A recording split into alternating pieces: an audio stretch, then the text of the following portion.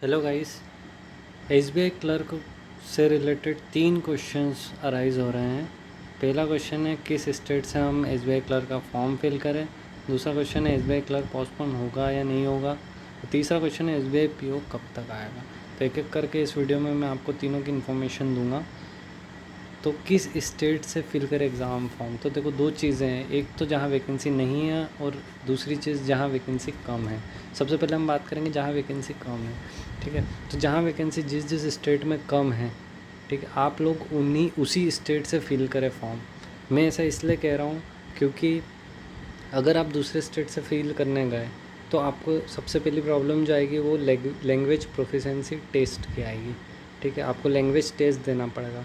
अगर मान सपोज़ कीजिए आप दिल्ली से हैं, ठीक है, दिल्ली में जो लैंग्वेज चलती है वो हिंदी है। आपने अगर 10th और 12th में हिंदी पढ़ी है एज अ सब्जेक्ट, तो दिल्ली के होने के बावजूद आपको कोई लैंग्वेज प्रोफिशेंसी टेस्ट देने की ज़रूरत नहीं पड़ेगी।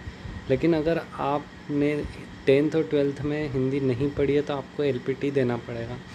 अगर आप दिल्ली से आपको हिंदी आती है तो एलपीटी में आपको कोई प्रॉब्लम नहीं आएगी। लेकिन अगर वहीं पे दिल्ली की वैकेंसी कम, अगर बाई चांस कम है और आप पंजाब से देना चाहते हैं या फिर आप महाराष्ट्र से देना चाहते हैं तो आपको वहाँ की लोकल लैंग्वेज आनी चाहिए सो दैट आप एलपीटी में क्लियर हो पाए।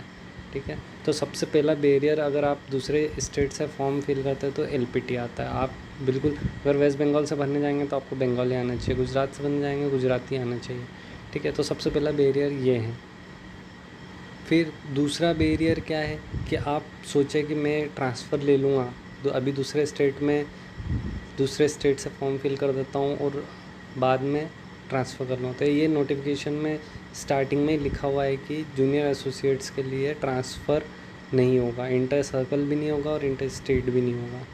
ठीक है, तो दूसरा बैरियर ये है। अगर आपको लगता है कि आप ट्रांसफ़र ले पाएंगे तो बिल्कुल नहीं ले पाएंगे। मिनिमम 3 साल तक तो आप बिल्कुल जूनियर एसोसिएट है जब तक आप बिल्कुल ट्रांसफ़र नहीं ले पाएंगे।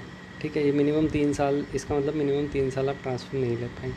तीसरी चीज़ मेरा मानना ये है कि आप अगर क्लर्क के लिए दूसरे स्टेट से फॉर्म फिल कर रहे हैं, आप एक तो सैलरी कम है, ठीक है, तो आपको दूसरे स्टेट से फॉर्म फिल नहीं करना चाहिए।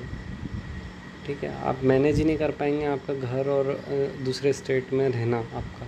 ठीक है, अगर आप मैनेज कर पाते हैं तो ये आप फॉर्म फिल कीजिए।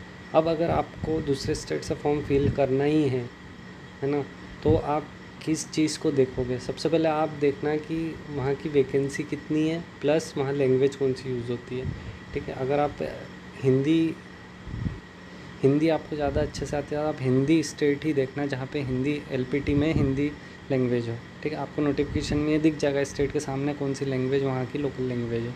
जैसे हम मध्य प्रदेश की बात करें तो मध्य प्रदेश की लोकल लैंग्वेज जो है वो है हिंदी।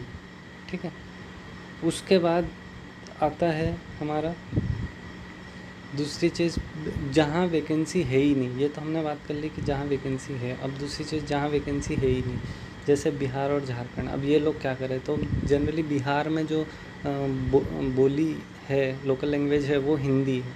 ठीक है, तो आप यूपी से भर सकते हैं फॉर्म। अगर आप भरना चाहें तो आप यूपी से भर सकते हैं फॉर्म, और अदर स्टेट जो हिंदी के हैं, लेकिन जो मैक्सिमम वैकेंसी है वो यूपी में ही है। लेकिन एक चीज़ ध्यान रखना कि यूपी में जो अपीयर कैंडिडेट्स होते हैं, जो देते हैं एग्ज़ाम, वो बहुत ज़्यादा होते हैं। ठीक है, तो यूपी से आप भर सकते हैं, राजस्थान से आप भर सकते हैं, मध्य प्रदेश से, दिल्ली से आप भर सकते हैं। ये सभी हिंदी लैंग्वेज वाली स्टेट्स हैं, आप इन स्टेट से भर सकते हैं। और उधर बात है झारखंड की, तो झारखंड अगर आपको बंगाली आती है तो आप वेस्ट बंगाल से भर सकते हैं, और नॉर्थ ईस्ट के किसी भी स्टेट जिसकी आपको लोकल लैंग्वेज आती है तो आप उधर से भी भर सकते हैं। ठीक है, तो पहली चीज़ आपकी क्लियर हो गई कि आपको दूसरे स्टेट से तभी भरना है जब आप रेडी हो कम पैसे में मूव करने के लिए दूसरे स्टेट में।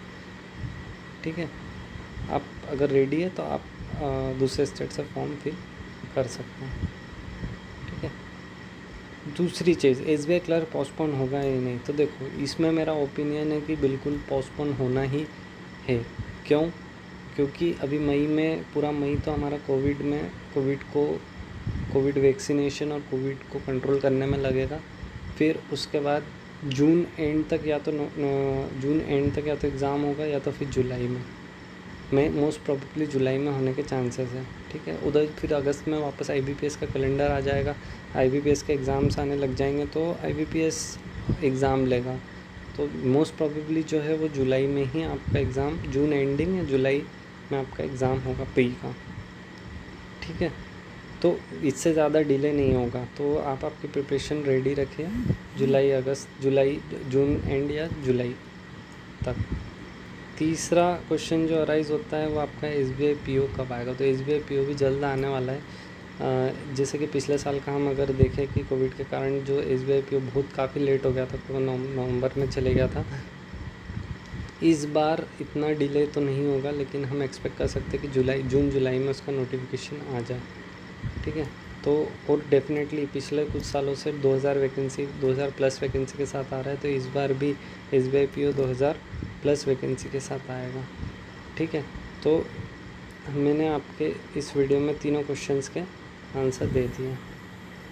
अगर आपको ये वीडियो पसंद आए तो प्लीज़ लाइक करें, शेयर करें, सब्सक्राइब करें, है ना, और सपोर्ट करें मुझे। मैं ऐसी वीडियो और आप मेरे चैनल पे जाकर दे सकते हैं दूसरे वीडियोस जो कि बैंकिंग से रिलेटेड है। इसके बाद मैं एक वीडियो डालने वाला हूँ जिसमें जो भी डिफेंस से रिलेटेड ऑर्गेनाइजेशन है इंडिया में, जैसे आर्मी और navy, air force, NDRF, CISF, CRPF, BSF, इन सभी के डे ये कब कब अपने रेजिंग डे सेलिब्रेट करते हैं, उनके हेड, है ना, और ये कौन सा रेजिंग डे सेलिब्रेट करेंगे। जैसे आर्मी डे, तो कौन सा आर्मी डे है, कौन से नंबर का, कौन से एडिशन का आर्मी डे सेलिब्रेट करें, कौन से नेवी डे, तो कौन से नंबर, कौन से एडिशन का नेवी डे सेलिब्रेट करेंगे।